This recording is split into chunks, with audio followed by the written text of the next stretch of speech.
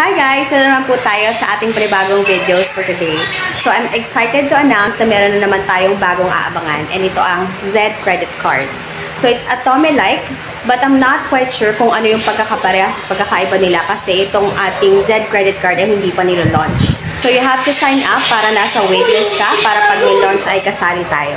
So ito po ang aking link. So paki-click po ang aking link for you to sign up. Please use my referral code. Ang mga features niya are no interest, no foreign transaction fees, no annual, new MasterCard.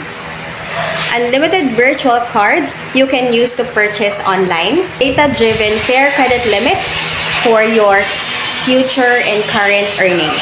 So I'm excited to vlog this kung ano-ano ba to once ma-launch to. So hopefully magkakasama tayo dito guys. This is another backup aside from Atome.